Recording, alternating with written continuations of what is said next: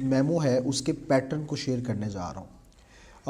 मिसाल के तौर पर सबसे पहले आपने क्या करना होगा, डेट, और डेट को लिखना है, याद रखिएगा, ठीक है। डेट का टाइटल यानी जो हेडिंग है वो देनी है आपने, इस चीज़ को नहीं भूलना, ठीक है। डेट की हेडिंग दें आप। दूसरा चीज़, जैसे डेट है तो उसमें क्या, अब देखिए डेट का क्या पैटर्न हमने पढ़ा था कि आपने ईयर जो है वो हमेशा, एक मिनट मैं से ज़रा, एक मिनट, ओ एक मिनट, ओए सबर, ओ सबर सबर, ओए रुक जा, ओ रुक,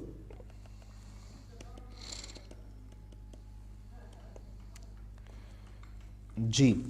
तो डेट के लिए हम लोगों ने क्या बात की थी, अगर आपको याद हो, बहुत अच्छे अंदाज से, तुम्हें याद हो कि न याद हो, मुझे सब याद है पूरा पूरा। तो डेट के लिए हमने क्या बात की थी कि जो सबसे पहले आप क्या लिखते होते, पहला तरीकाकार तो ये है कि आप डेट में सबसे पहले मंथ, ठीक है, मंथ के बाद फिर डे, डे के बाद कॉमा, और एंड पे क्या आप करते हो, ईयर लिखते हो।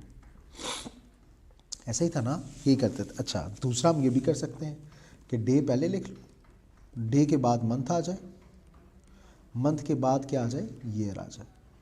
क्लियर। तो ये प्रोसीजर है, और इससे पहले कॉमा, यानी ईयर से पहले हमेशा आपने क्या करना है, कॉमा लगाना है। यहाँ पे गलती वो ये वाली कि कॉमा आना चाहिए, साल जो भी है आप वो लिख सकते हैं, उसमें कोई प्रॉब्लम नहीं है, वो तो इसमें कोई सिलसिला नहीं है इतना ज़्यादा प्रॉब्लम वाला। फिर उसके बाद किसे लिखना है, आपने उस बंदे का नाम लिख दें, ठीक है। अगर आपने पूरी कंपनी को लिखना है तो ऑल एम्प्लॉयज़, ई कैपिटल आ जाएगा, ठीक है। अच्छा, तो मैनेजर्स को लिखना है तमाम को, तो मैनेजर आ जाएगा। अच्छा, सीसी क्या होता है, मैं ज़रा ये बता दूं। सीसी इज़ एक्चुअली, चूँकि जब आपने इसे यानी कि किसको जो है ना वो लूप में लेना है आपने, कि भाई उसे पता हो कि हाँ मैंने ये काम किया। मिसाल के तौर पर एडमिन मैनेजर को ये कहा जाता है कि भाई मेरे आपने लिखना है मेमो सबको, ठीक है। एडमिन मैनेजर की ये ड्यूटी लगा दी जाती है। तो एडमिन मैनेजर क्या करेगा कि वो टू तो लिखेगा, लेकिन साथ साथ सीसी भी ऐड कर देगा, क्योंकि इलेक्ट्रॉनिकली भेज रहा है ना वो। तो सीसी अगर वो लेटर के थ्रू भेज रहा है तो जिसमें सोशल मीडिया का या डिफरेंट मीडियाज़ का यूज़ कर रहा है, तो उसमें वो सीसी लाजमी लिखेगा, और इसके अंदर वो अपनी बॉस को, ठीक है, जैसे मिसाल के तौर पर XYZ बॉस साहब हैं, उनको वो उसके अंदर लूप में ले लेगा, और लिखना चाहता है वो तमाम मैनेजर्स को, तो मैनेजर्स को यहाँ पे लिख दिया गया, ठीक है। तो वो सीसी ये होता है कि जिसमें आपने लूप में लेना है उस शख्स को जो कि जिसको आप चाहते हैं कि पता हो कि जी हाँ मैंने ये काम कर दिया है, ठीक है। इसलिए सीसी यहाँ पे क्या किया, चूँकि आई एम एट SBI, तो SBI कॉलेज के जो ऑनर हैं वो आतिफ आबदी साहब हैं, और लिखा किसे जा रहा है, रेहान सरवर साहब को। आप जानते तो होंगे रेहान सरवर साहब कौन है, खैर गुड, जानते हैं तो अच्छी बात है। फिर उसके बाद जनाब आता है हमारे पास किसकी तरफ से, ठीक है, किसकी तरफ से भेजा जा रहा है, जहांज़ेब खान साहब की तरफ से, और ये कौन, एडमिन मैनेजर होंगे वट जो भी। तो लिखने की ज़रूरत नहीं है, ठीक है। सब्जेक्ट क्या है कि कॉलेज से रिलेटेड, इसलिए मैं यहाँ पे लिख रहा हूँ कि ग्रैंड टेस्ट सेशन जो है ना वो PRC का, उससे रिलेटेड कोई ना कोई गुफ्तगू है, पता नहीं क्या है वो, तो मेमो देखेंगे तो पता चलेगा। अच्छा, मेमो राइटिंग से रिलेटेड एक बात आप माइंड में रखें, वो ये वाली कि जो मेमो है ना, आप इसमें आप आज़ाद हो। अब मेमो को एक ही पैराग्राफ के अंदर चाहो तो लिख सकते हो, ठीक है। आप इसको 2 पैराग्राफ्स के अंदर लिखना चाहो तो लिख सकते हो, ये बात याद रखिएगा।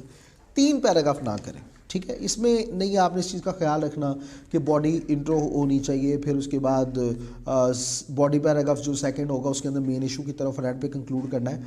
इसमें इतना ज़्यादा कोई मसला नहीं है। और बॉडी पैराग्राफ जो होता है, इस पैराग्राफ या पैराग्राफ जो आप लिखेंगे, इनको 80 वर्ड्स मिनिमम होना चाहिए, ठीक है। और आप इसको 90 और 100 वर्ड्स तक भी लेके जा सकते हैं, इसमें कोई प्रॉब्लम नहीं है, ठीक है। अब देखिए, जैसे मिसाल के तौर पे यहाँ पे लिखा गया, मेमो किस चीज़ से रिलेटेड है, kindly be informed that the grand test for PRC students will begin in 15 days, ठीक है, और before the examinations and will last for 2 to 3 weeks। All PRC instructors immediately begin drafting question papers. अब ये चूँकि Rehan server को भी यही कहा गया कि सब में ये रेहान सर्वर जो कि स्पेसिफाई मैंने ऊपर कर दिया वैसे, तो establish protocols in order to begin exams on time, ठीक है। अब यहाँ पे थैंक्स, आप इसमें क्या करेंगे कि 80 वर्ड से अगर कम है तो आप थोड़ी सी इजाफा कर देंगे इसके अंदर, ठीक है। तो आप कहेंगे कि in these,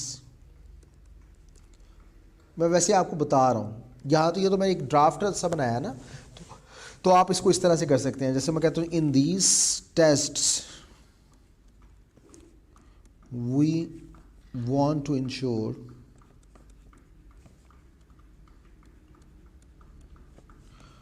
100% dedication of every person related to this। ठीक है, क्वेश्चन पेपर्स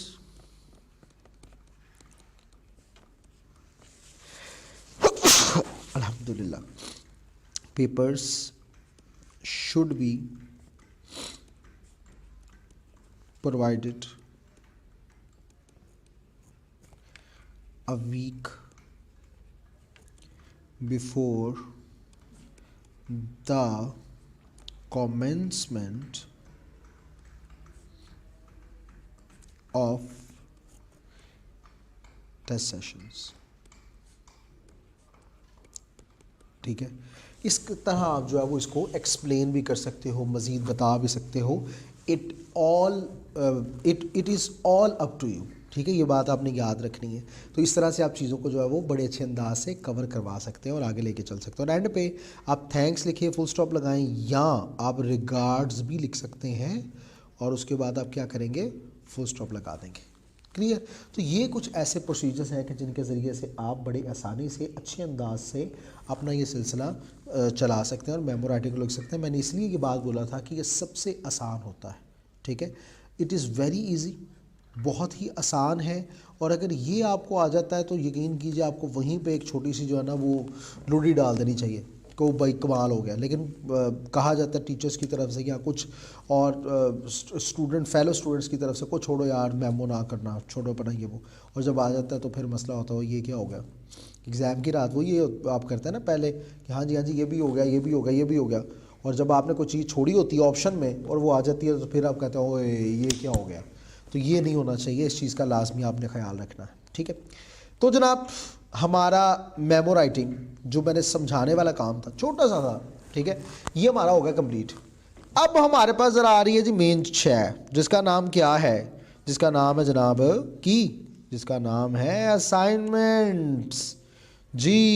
तो आप लोग ये असाइनमेंट्स में बताता चलूँ, ज़रा ये बात भी बताना ज़रूरी है मेरे लिए कि अब चूँकि क्लास ये है तो आपको असाइनमेंट्स मैं यकीनन प्रोवाइड कर दूँगा और ग्रुप में आपके आ जाएंगी, मुझे आपने मैसेज कर देना, आपको जो है वो असाइनमेंट्स मिल जाएंगी।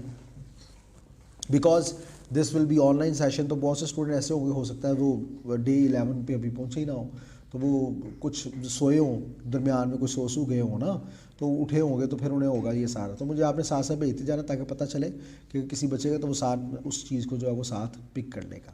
ठीक है, तो अब असाइनमेंट्स की जब बात करते हैं तो इस वक्त तो मुझे पता है कि असाइनमेंट अभी तो नहीं बन सकती, लेकिन मेरे पास मेरे स्टूडेंट्स की जारी गालिब मैं और भी पढ़ाना, तो स्टूडेंट्स की कुछ असाइनमेंट्स हैं, मैं चाहता हूं कि मैं वो असाइनमेंट्स चेक करूं आपके सामने और आप उसमें देखें कि कहां पर आप लैग कर रहे हैं, कहां पर आपको मज़ीद एक चीज़ के बारे में जानना है, कहाँ पर आपको एक मज़ीद चीज़ के बारे में और पता करना है। तो मैं इस सेशन 1 को जानबूझकर बहुत शॉर्ट अभी यहीं पे ही इख्तिताम कर रहा हूँ। वजह यह है कि आप अगर इसी सेशन 1 को अच्छे तरीके से देख लेंगे, कवर कर लेंगे, तो आप तब तक मेरा तो ख्याल है एक प्रैक्टिस भी आप कर लेंगे मेरे इधर नेक्स्ट सेशन स्टार्ट करवाने से पहले पहले। और इसका फ़ायदा ये होगा आपसे कि जब मैं असाइनमेंट चेक कर रहा हूँ तो आपको बहुत सी चीज़ें खुद ब खुद ऑटोमेटिकली समझने में मदद मिल जाएगी। तो मैं अभी सिर्फ 10 मिनट की ब्रेक आपको दूंगा। आपने करना क्या है कि आपने सब कुछ छोड़ छाड़ के एक मेमो लिखना है। ठीक है, मेमो राइटिंग लिख लीजिएगा। टॉपिक मैं आपको यहाँ पे दे देता हूँ, चले मैं ये कर लेता हूँ कि मैं टॉपिक आपको जो है वो प्रोवाइड कर दूँ। टॉपिक मैं आपको इस वक्त अभी दे देता हूँ, रुकिए मैं ज़रा इसको चेंज करना चाह रहा हूँ जी।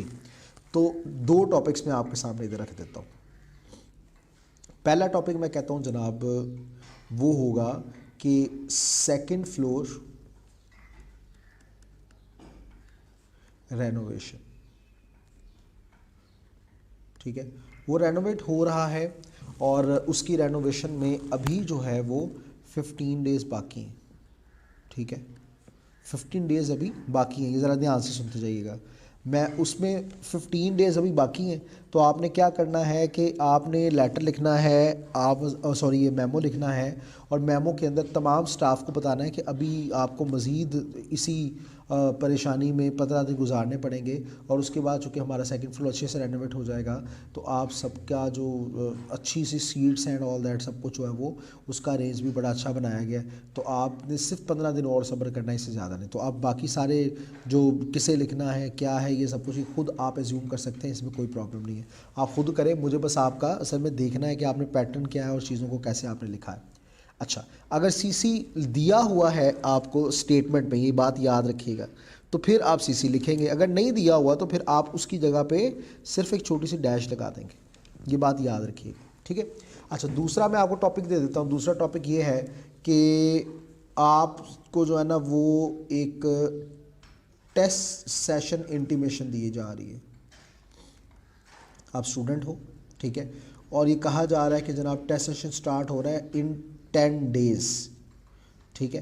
तो 10 दिन में टेस्ट सेशन स्टार्ट हो रहा है, आप लोग तैयारी कर लो, तैयारी पकड़ लो, और हम लोगों ने आपसे जो टेस्ट लेने हैं ये आपका रियल टेस्ट होगा ऑफ योर एबिलिटीज़। तो चुप करके ज़रा ना अच्छे से इसकी तैयारी शुरू कर दें, और जो स्टूडेंट इसमें पास नहीं होगा हम उसका, ये बात याद रखिएगा कि हम उसे कॉलेज में फ़ाइन कर देंगे। एक्सपेल वाला काम बहुत बड़ा हो जाएगा, हम फ़ाइन करेंगे पर टेस्ट जो है वो 100 रुपीज़ अगर वो उसमें फ़ेल होगा, ठीक है।